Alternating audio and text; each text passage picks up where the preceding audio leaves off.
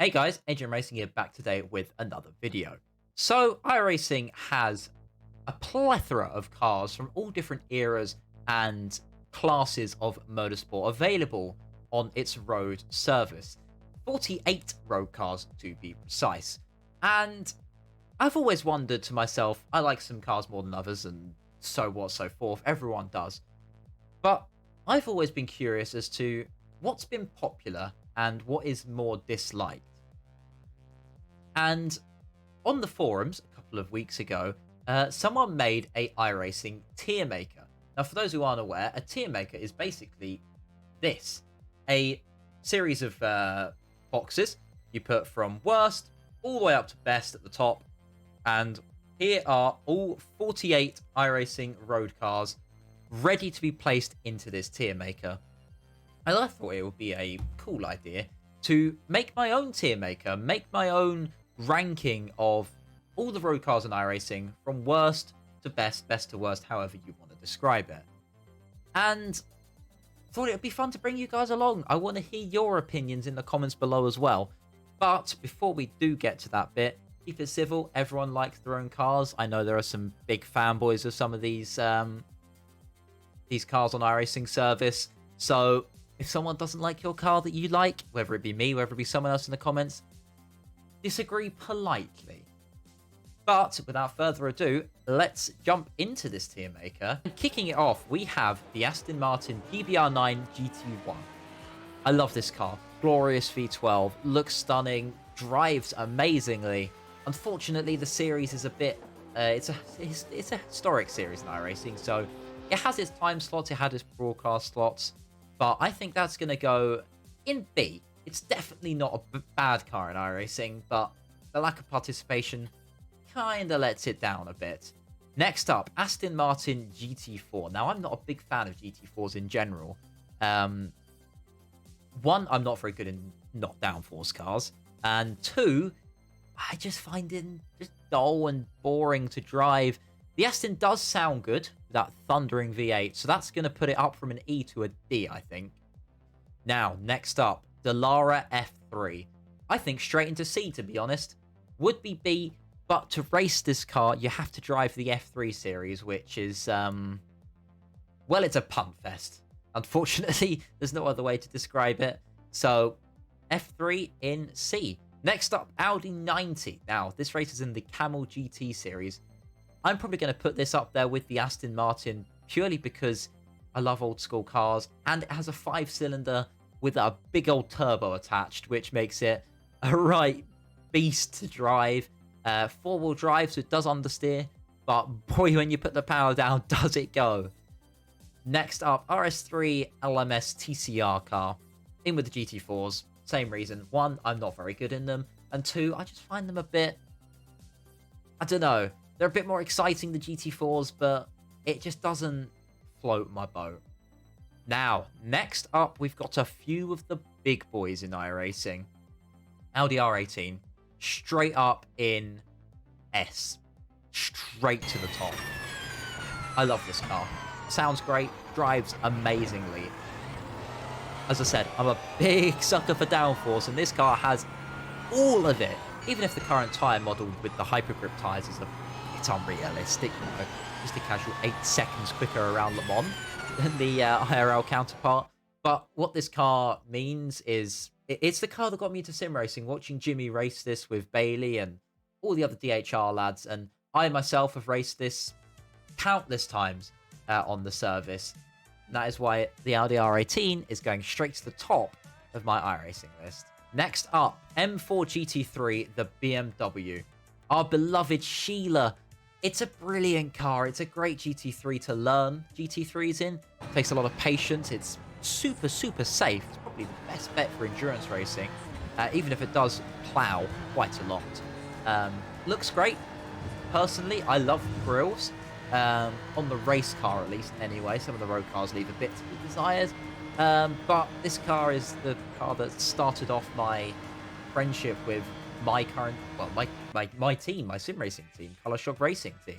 So that is why the M4, I think, is going to be put in A. Probably would be B for anyone else, but just for what that car means to me, it's going up into A. Next up, M4 GT4. I can go with the Aston. Next up, the Dallara IR01, which is going straight to the bottom of this list. It's awful. It drives like ass. It looks weird and just odd. No one races it. It was dead on arrival. I don't need to explain anymore. I think we can move on to the next car. Next car being the IndyCar, the current IndyCar, I should say. It's fun. It's great. It's highly detailed. And just like Sheila, the M4 GT3, I should say, it's going to be going into A, purely because it means a lot to me, this car. While I don't race it often and have never really gotten into IndyCar, I did take part in the Indy 500 this year, and for my first time ever doing it, won from like 15th on the grid. And this car means a bit, and it's always a great pleasure to come into the service and drive that car. Come on! Come on! You won. Yeah, we did it. Next up, Dallara LMP2. Straight to the top. It's my most used car on iRacing. I love every opportunity I get to get in this car. Team racing, it means a lot to me. We got a podium at Le Mans. We got a podium in Petit Le Mans. Countless other endurance races. Yeah, that car straight to the top of the list. Next up, 488 GT3. Probably B. It's a good GT3 car. It's used for the B license series, a Ferrari fixed, which in our team we use as a punishment. It's fun. It's good. It does eat the front tires, however, but it's a GT3 car. There's not really much else to say about it. Mustang.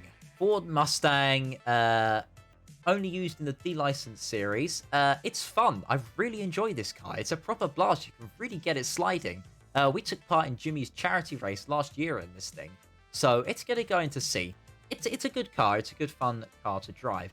Next up, Formula Renault 3.5. Underrated on the service, in my opinion. Drives well. The tyres are a bit janky, not going to lie. But it's a cool car and very, very underpopular. The racing in this series is always fun. It's almost like it's the closest we have to an F2 car in iRacing, which is awesome. And it sounds good, and it's got DRS. But I think it'll go into C. It can go with the F3. They're just as good as each other. Formula V. I'm really not a fan of this car. I can't drive it. I don't personally think it drives that well. It's a good rookies car, and that's about it, to be honest. And speaking of rookies cars, the rookie Mazda. Well, the Mazda used in rookies. I'm going to put this quite up high. Actually, no, sorry. That's going down 2 levels because it used to be H pattern and is now sequential. How they ruined my boy. I will never forgive them. Honda Civic Type R TCR, that can go into D, as well as the Elantra. Next up, IR04. I'm going to put this actually one up from the F3, purely because I prefer how this car drives. The brakes feel a lot better. It's a lot more fun. It's a lot less forgiving as well, and I do like a car that isn't forgiving. It's such a fun beast to drive. And the racing is always great because slow formula cars promote close racing, especially on small tracks like Alton Park or Brands Hatch Indy. Superb car to race. Huracan GT3 Evo, that can go at the Ferrari. I do have bad memories in this car. Unfortunately, Bathurst this year, I put it over the wall in the 12-hour. But it's a GT3 car. It sounds amazing, that amazing V10. But it's another GT3. There's not really much else to say about that at all, to be honest. Next up, scrolling through. By the way, I'm skipping out all the cars I do not own, and I'll fill that in at the bottom in a second. Next up on cars I do own is the Lotus 79. Now, this car, I have raced a few times. I'm going to put this up with the other historic cars, with the Audi, with the Aston. It drives superbly. Actually, no. This has been upgraded since the last time I drove it, so that can go into A. Historic content in iRacing has to be the most underrated stuff. I wish more people would drive it. I wish there was historic special events, full-length Grand Prix in the 79, or endurance races in the Camel Series. Oh, I want that to just be a thing. Why can't it be a thing? Why isn't it possible? It's just not. Why not?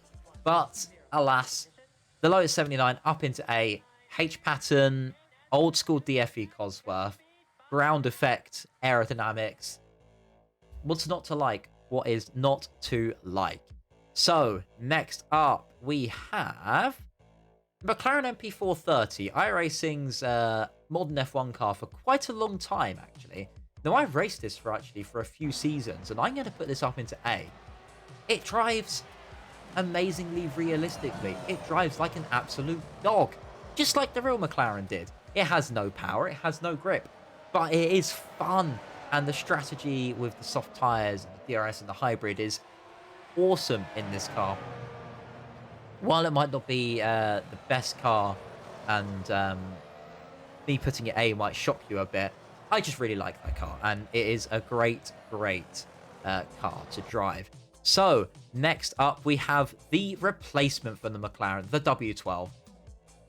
No objective there. That is in S-Class. Hyper grip to a new level. Detail to a new level. This being developed joint with iRacing and Mercedes is unheard of in sim racing.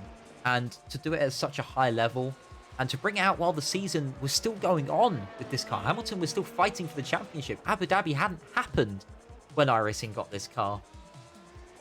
Was just more special, and it's an addictive car. It is so addictive, and that is why that has gone right to the top of my list. And something else joining it at the top of the list, the Nissan GTP. I don't have a bad word to say about this car. Manual, H pattern, turbo, 800 horsepower, coffin, Group C beast.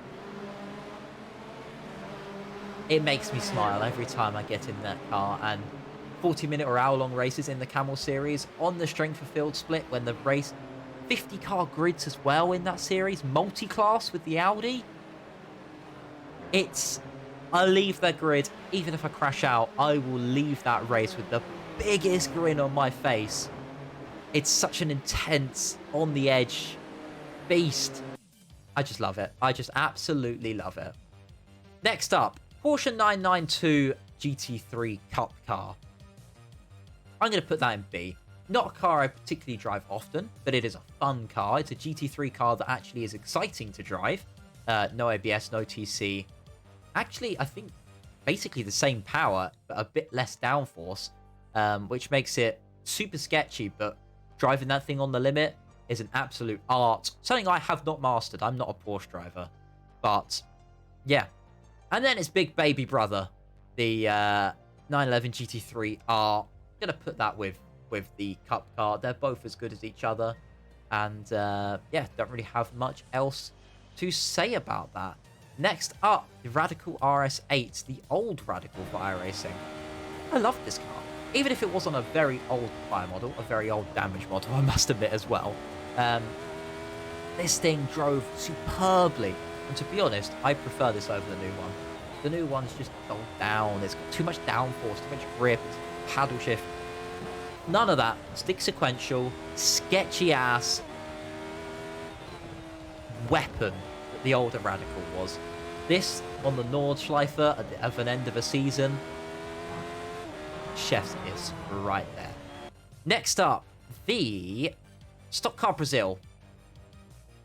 They died instantly. They're all right to drive. There's not really much else to say about that, to be honest, other than they are all right to drive. Next up, the V8 supercars. I'm going to put this on D. 1, I'm not very good in them. 2, I think the brakes are awful. Unrealistically locky.